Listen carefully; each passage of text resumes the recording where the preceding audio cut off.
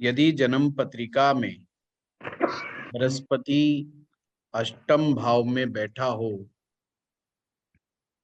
तो क्या परिणाम प्राप्त होंगे, उसके विषय में आज हम लोगों ने देखना है। उसके लिए सबसे पहले हमें देखना होगा कि आठवें भाव में किन ग्रहों का अधिकार है।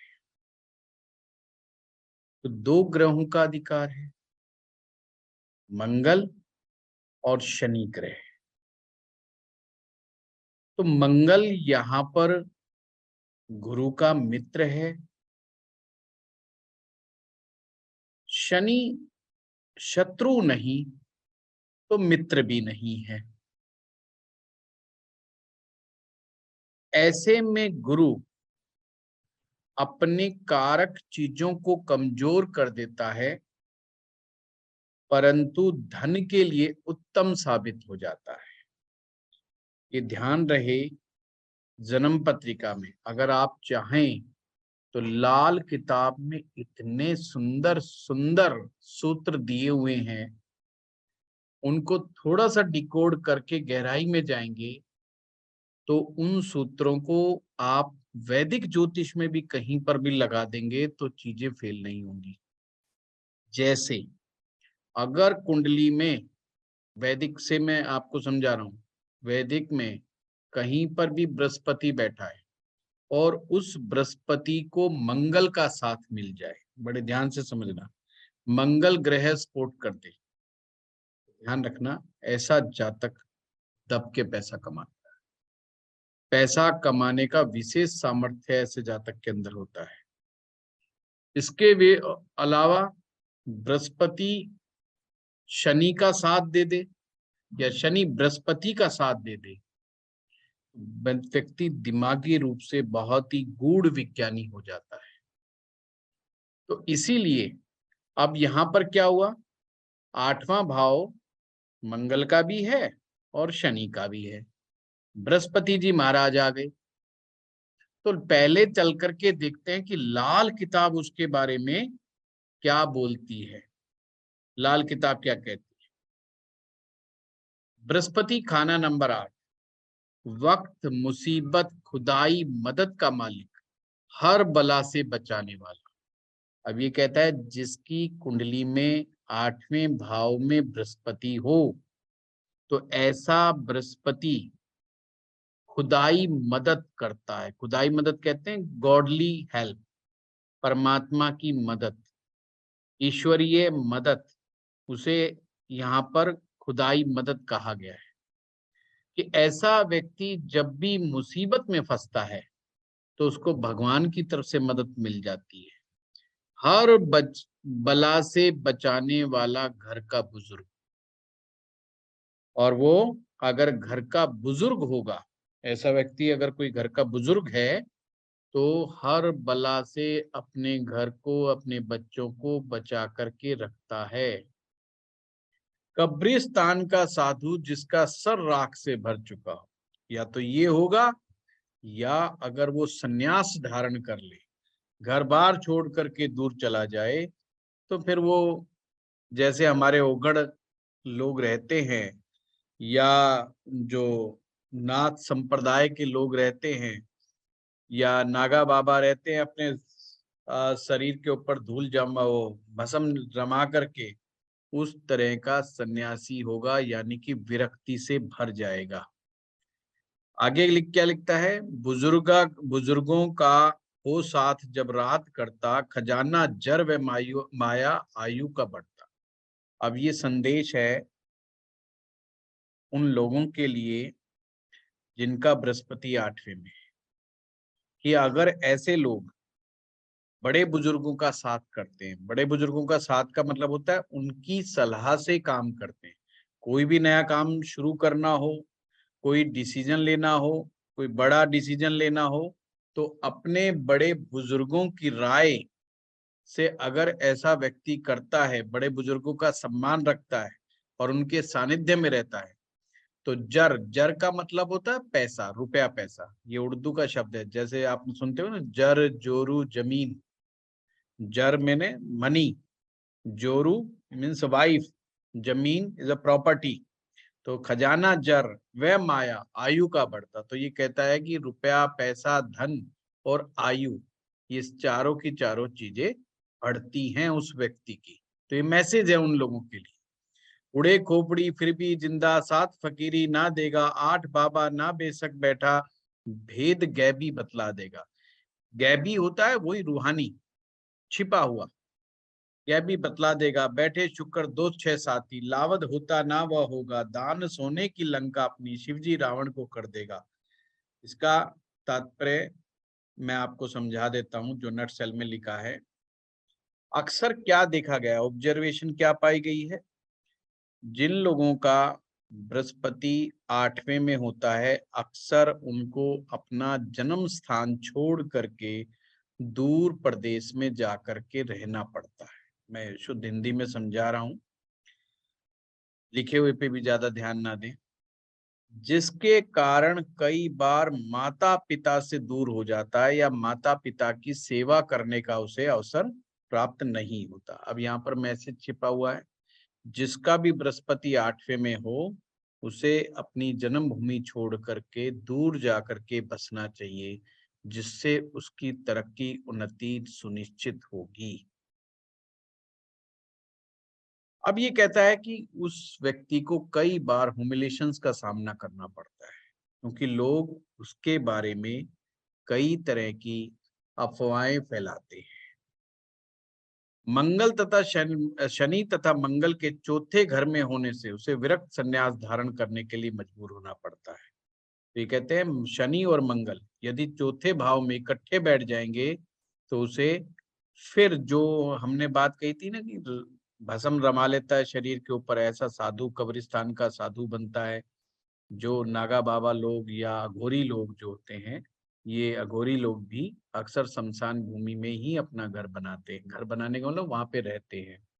तो उस तरह का संन्यास ऐसे लोग धारण करते हैं, या कभी कभी एकांतवास में रहते हैं घर बार छोड़ करके। पर अब जरूरी नहीं है कि वो नागा मतलब इस तरह के साधु ही बने। हो सकता है वो हमारे घर परिवारों में रहें, परंतु उनके अंदर डिटैचमेंट का भाव हो। जातक के साथ खास चीज क्या होगी, जातक की आयु लंबी होगी, शांत होगा, संयमित होगा। परंतु यहाँ पर बृहस्पति का मंदा फल उसके लिए मृत्यु कारक होता है। 8वें में यदि बृहस्पति बैठा है, तो बृहस्पति मंदा नहीं होना चाहिए। और मंदा कैसे देखते हैं, आपको हर क्लास में हम बताते हैं कि 2, 5, 9, 11, 12 में उसके शत्रु ग्रह राहु, बुध और शुक्र नहीं बैठे होने चाहिए। अगर बैठे होंगे तो बृहस्पति मंदा हो जाएगा, और बृहस्पति मंदा होगा तो फिर मृत्यु कारक हो जाता है, मतलब फिर लंबी आयु नहीं देगा। फिर लंबी आयु का मैटर नहीं, और उल्टा कई प्रकार के बीमारियों से हमारा पाला पड़ जाएगा। जैसा कि हम जानते हैं मित्रों, अष्टम भाव को यमराज का घर भी कहा गया है, या मृत्यु स्थान भी कहा गया है, और बृहस्पति देवगुरु हैं। ऐसे में 8वें बृहस्पति कभी भी वर्ष फल में अगर किसी व्यक्ति की कुंडली में 8वें में आ जाए, तो ये समझो वो उस साल उसको परमात्मा की तरफ से मदद मिलती है, दैविक सहायता मिलती है। को तुरंत क्या करना चाहिए, अगर किसी का भी वर्ष फल में 8वें में बृहस्पति आ जाए, सबसे पहले अपने शरीर पर सोना धारण करें। तो आप में से कुछ लोग कह सकते हैं कि हमने सोना धारण किया हुआ, तो ऐसे में ये बताया गया है कि दूसरा नया सोना, कोई गोल्ड ले लो, छोटा मोटा गोल्ड ले लो, चाहे केवल छल्ला ले लो गोल्ड का, वो नया धारण करना। जो आपने गोल्ड कर रखा है धारण पहले से, वो तो चलेगा चलेगा, पर उस वर्ष के लिए आप एक नया गोल्ड ले लो और वो शरीर पर धारण कर लो, तो उनका भाग्य बढ़ने लगता है। तो ये 8वें की तासीर बता दी। किसी की बाय बर्थ कुंडली में अगर 8वें में बृहस्पति है, तो उसको गोल्ड जितना शरीर पे धारण करेगा उतना ही उसका भाग्य बढ़ेगा। बृहस्पति 8वें वाले के बारे में और क्या कहा गया है? या तो उसके पिताजी 8 साल तक की आयु तक ही होंगे, मतलब जब तक वो 8 साल का होगा उसके बाद हो सकता है उसका पिता का सुख खत्म हो जाए। पर अगर ऐसा नहीं होता तो उम्र 80 साल होगी। तो शर्त यही कि बाप बेटा इकट्ठा नहीं रहेंगे, मतलब एक साथ रहने का योग नहीं बनता। अब एक और चीज बताई, क्या बताया है?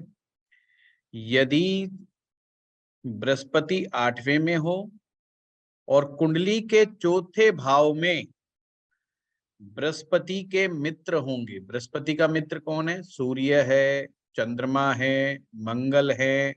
यदि ये चौथे भाव में होंगे तो व्यक्ति जंगल में भी सोना प्राप्त करने की हैसियत रखता है, कि जंगल में भी चला जाएगा तो भी उसे गोल्ड मिलेगा।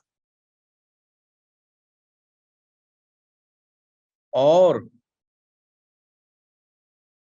साथ में ऐसे को कहा गया है, अगर बृहस्पति मंदा नहीं है, चौथे भाव में इसके शत्रु ग्रह नहीं है, तो फिर ऐसा आदमी मिट्टी को भी हाथ लगा दे तो भी सोना हो जाए।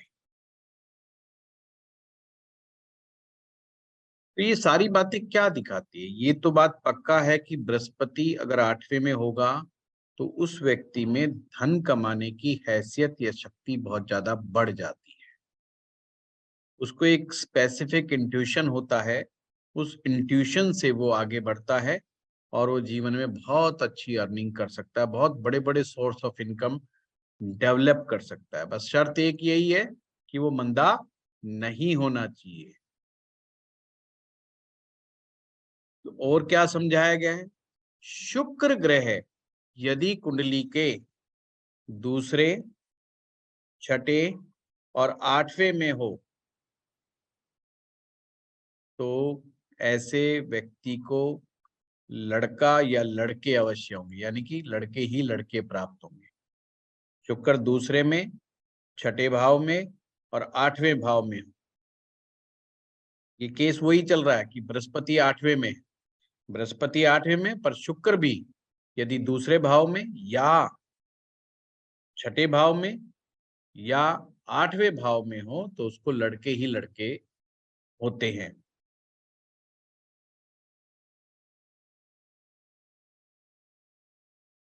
अब ये और क्या कहता है?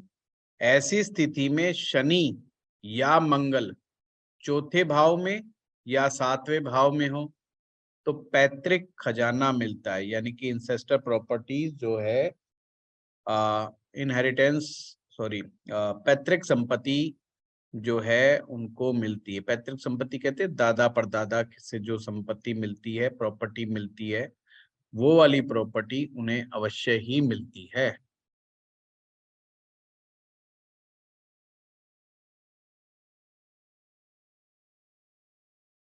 और बुध भी मंदा हुआ तो आदमी बुजदिल होगा।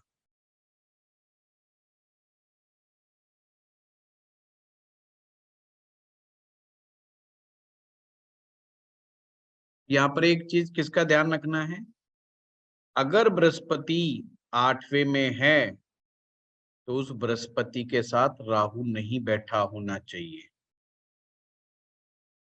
यानी कि राहु बृहस्पति इकट्ठे 8वें नहीं बैठना होना चाहिए, नहीं तो हालत फिर बहुत ही साधारण कर देता है, ये करोड़ों अरबों वाली बातें नहीं होगी। राहु 12वें भाव में भी नहीं होना चाहिए। तो ये ध्यान रखना है, बृहस्पति अष्टम में बैठा हो तो ऐसे व्यक्ति को के कुंडली में राहु 8वें या 12वें में नहीं होना चाहिए।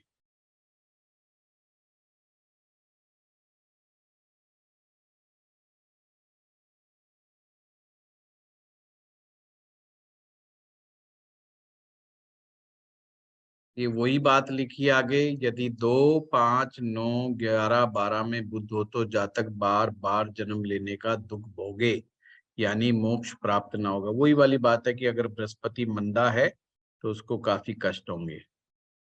इस जीवन में भी उसकी कम उम्र होगी, वह खुद शक्की स्वभाव होगा।